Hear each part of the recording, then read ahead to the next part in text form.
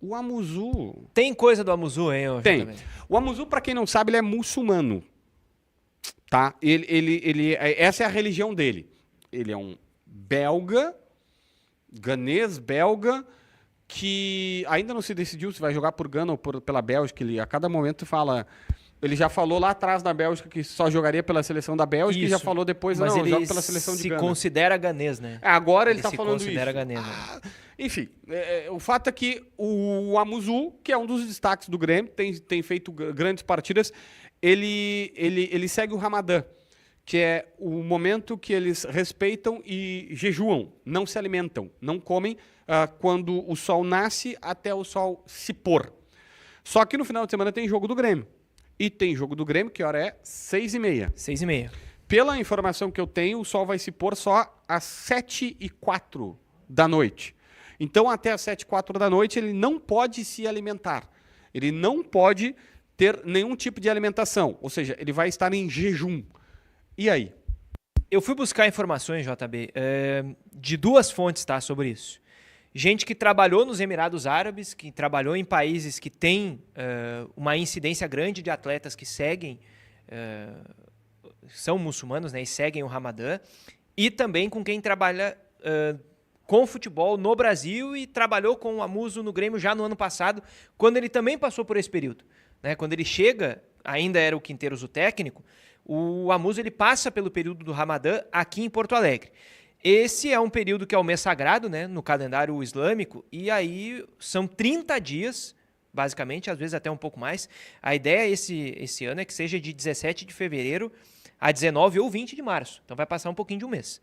Nesse período todo, as refeições são feitas antes do sol nascer ou depois do pôr do sol. Então, um dia do Amuzu lá em 2024, em 25, que será agora também, tá? Um dia do Amuzu. Ele tem que acordar antes das 6 da manhã, se alimentar, fazer uma refeição de carboidrato assim que demora ao longo do dia, né, para ir soltando os nutrientes, para dar uma sensação de saciedade ao longo do dia. Ele comia um pão árabe com frango desfiado e mais alguns outros complementos. Isso é bom, assim. Hein? Isso é bom. Aí, vamos lá, o treino do Grêmio costuma ser de manhã. Ele vai treinar de manhã, cargas menores, porque o que mais afeta o jogador nesse período no futebol brasileiro é resistência. O jogador continua com força, porque ele continua ali tendo de onde tirar dentro do corpo, né? Mas a resistência ela é um pouco afetada. Então, se concentra a intensidade do jogador para os jogos. Se diminui um pouquinho a carga de treinos nesse período.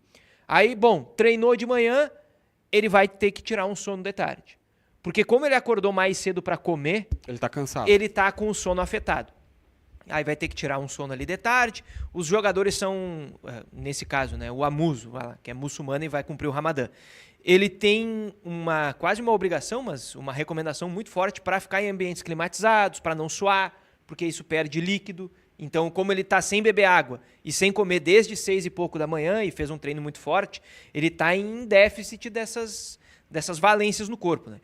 E, vamos lá, 7h04, né? Que é depois do jogo, o horário do jogo contra o Juventude. Num dia normal, que não tenha jogo, aí ele vai fazer 4 refeições antes de dormir. Era o que ele fazia, pelo menos, em 2025. Uma logo após o jogo, com muito líquido, aquele carboidrato em gel, né? Que vem naquele embalagenzinho que só rasga ali e já consome. 2 refeições mais sólidas, assim, num espaço diferente de tempo. E uma de líquido também, mas bem controlada antes de dormir, para o jogador não acordar ainda mais cedo para ir no banheiro.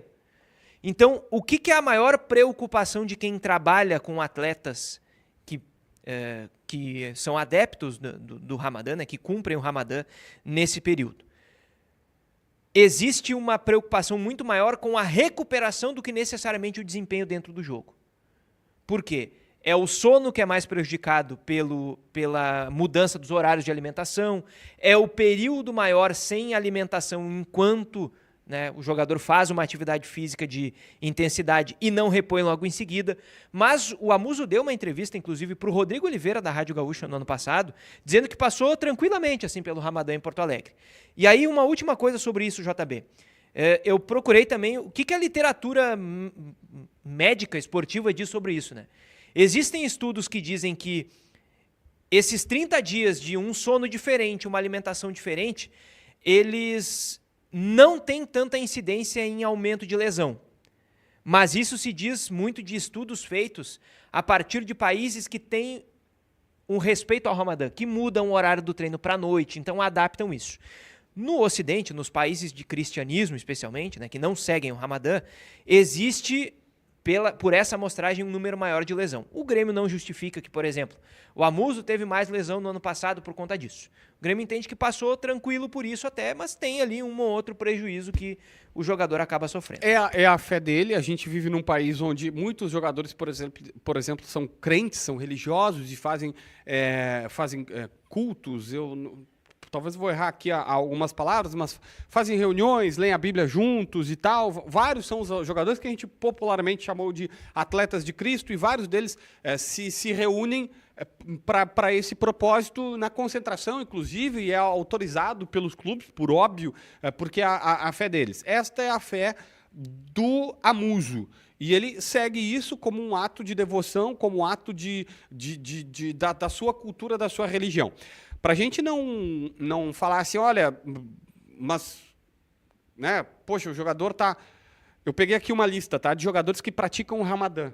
E nós estamos falando do alto nível do futebol. Uhum. Salah, Benzema, Kanté, Sadio Mané, Mahrez, Rüdiger, do Real Madrid, dos conhecidos...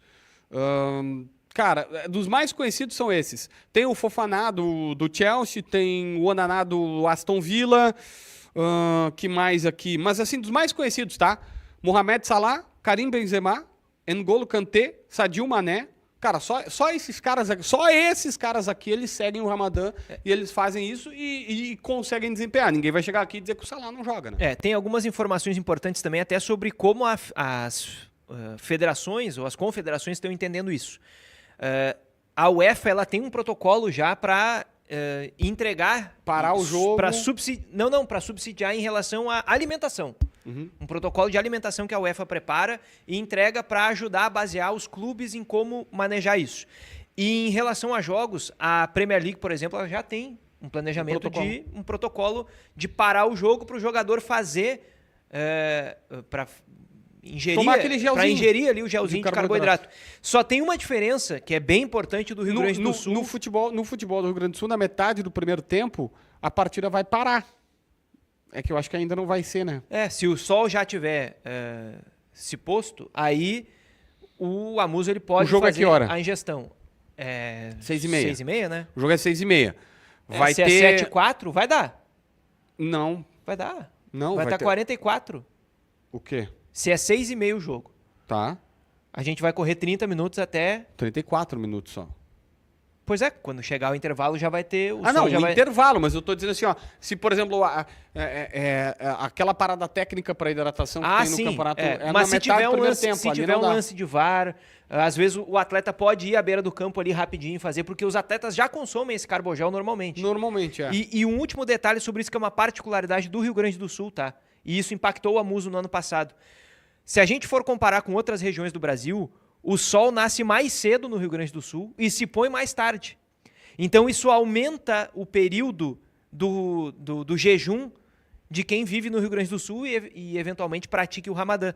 Fora que o Rio Grande do Sul tem uma umidade muito grande. Porto Alegre é muito úmido, né? Um calor muito abafado. E isso também desgasta mais o atleta na hidratação. Então lembrando aqui do Lamine Yamal, e eu confirmei aqui o Yamal, e o Fabrício falou do Dembélé, mas eu te confesso que eu não tenho do Dembélé, só não confirmei, tá?